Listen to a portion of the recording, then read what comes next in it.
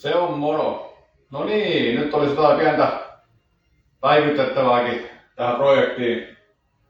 Lähinnä purkamista. Mut joo, auto lähtee maalarille tossa huomenna. Mä postaan tää video vasta sen jälkeen, kun se on varmasti lähtenyt sinne, ettei tule mitään muutoksia aikatauluihin. Niin olen tosiaan purkanut kaikki luukut ja kaikki osat pois, on ne maalauskunnossa. Tuulilasi on otettu pois ja sitten edellisessä videossa oli se hiekkapuhallustesti, niin on kaikki paikat puhallettu, mitä on löydetty. Ja voidaan vähän katsoa tarkemmin noita kaikkia kohtia, mitä vielä on kaivettu esiin. Sitten hommasin motivaation nostattaan uudet vanteetkin, tai käytetyt, mutta uudet tähän autoon. Näissä on semmoiset oikeakokoiset renkaat, kun niissä rialeissa, mikä tässä oli, niin niissä oli vähän isot kummit, ei ne mahtunut kääntymään, niin tässä on oikeakokoiset renkaat. Katsotaan nyt, mitkä vanteet sit siihen päätyy alle, mutta rialeissahan on se ongelma, että ne ei mahdu, tässä on korvetan jarrut edessä, niin ne ei mahdu ilman spaceriin paikalle, kun ottaa satulakin vanteen sisälle, vaikka se on 18-tuumainen vanne. Kaksosainen vanne on sisältä sen verran ahtaampi, mutta sitten taas tää, oliko tää niinku Oceani vai mikä tää Volvo tarkoitettu vanne, niin yksiosainen vanne, niin se on avarampi sisältä, niin se mahtuu ilman spaceriin. Toki spaceriin täytyy laittaa, että saadaan vanteet, renkaat kaaren tasalle. Mutta näissä on ET6 näissä vanteissa. Rialeissa oli 32, nää tulee se vajaa 30 milliä ulomas. Itsessään täytyy ihan niipolla spaceriin laittaa, muuten on sama 8,5 8,5 leveä ja 18 halkat ja sama mitä riali. Mutta rengas on pienempi tosiaan. Niin näitten kanssa voi mennä leimalle ilman spaceriä, kun rialeitten kanssa ei ne mahdu pyörimään, jos on lätty välissä, kun ottaa jarrua kiinni. Toki tietysti aina voi joku katsastusvanteet erikseen hommata, mutta täytyy saada muutoskatsastettua tuo rengas koko tähän, niin ei ole mitään kitinää siitä. Niin nämä ainakin menee sitten. Väristä en tiedä, kultainen väri, sopiiko mihinkään, kun tästähän tuli valkoinen ja keltaiset rippauksilla, mutta sitä voisi muuttaa. Mutta katsotaan yhtäkkiä tuosta tuon paikat läpi, mitä mä tässä räpätänyt tässä pari kuukauden aikana, niin mitä tapahtuu.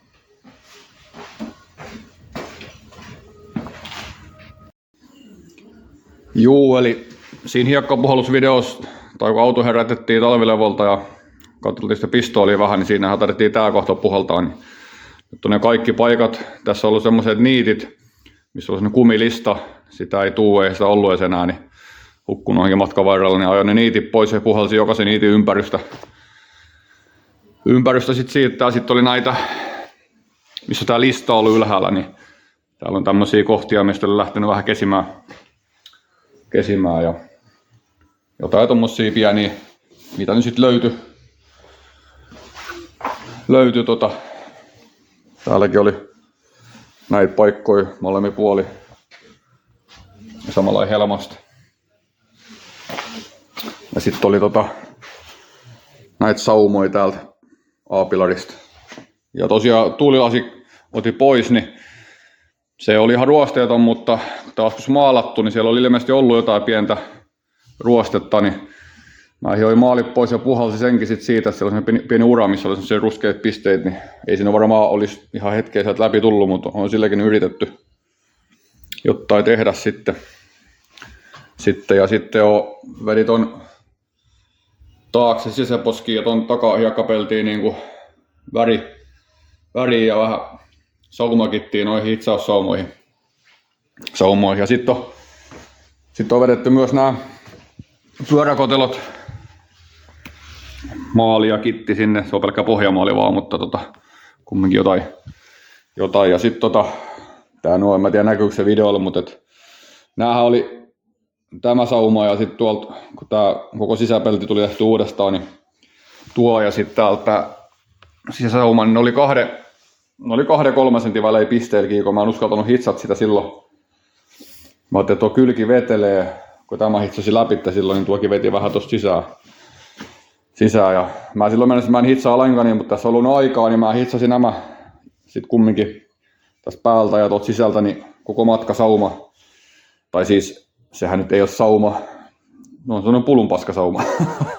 Mutta kun ei sitä uskalla hissata isolla virralla, siihen saisi nätisti vedettyä saumaa tuohon, mutta mä pelkäsin, että se vetelee, niin mä pistin pisteet siinä tän ja sillä lailla, että se tuli yhtenäiseksi, että se ei ole kovin nätti, mutta se on kiinni ja kaikki heti jää piiloon, kun tähän tulee se korilevike.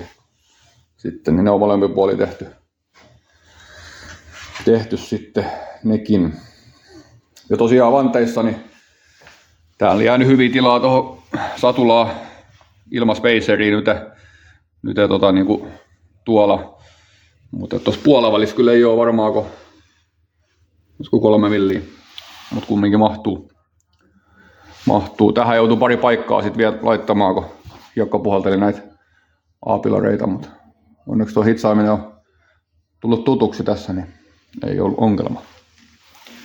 Ja tässä on sitten kaikki romut, muut osat. Tarkoituksenahan on siis viedä kori ensin maalarille, vedetään kori, väri päälle ja sitten mä pääsin selkeä, täytyy taka-akselista purkaa vielä ja käy läpi ja puhaltaa maalata.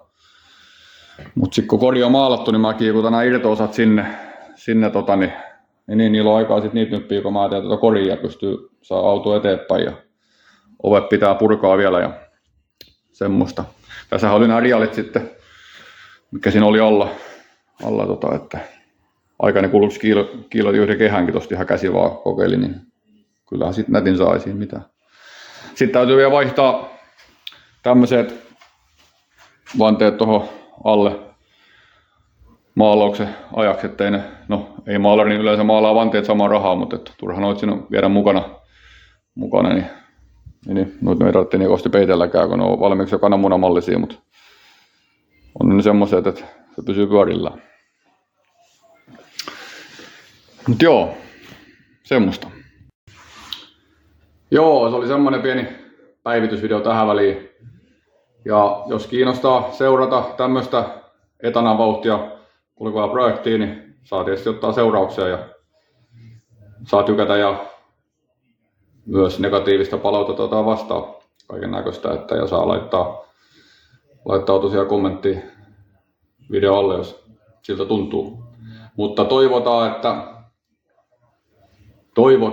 että seuraava päivitys olisi siitä, että autossa on väri päällä korissa ja kori on takas tallissa, niin sillä varmaan jatketaan eteenpäin. Kiitti, kun katsoit kattoa ja seuraava kertaa sitten taas. Se on moro.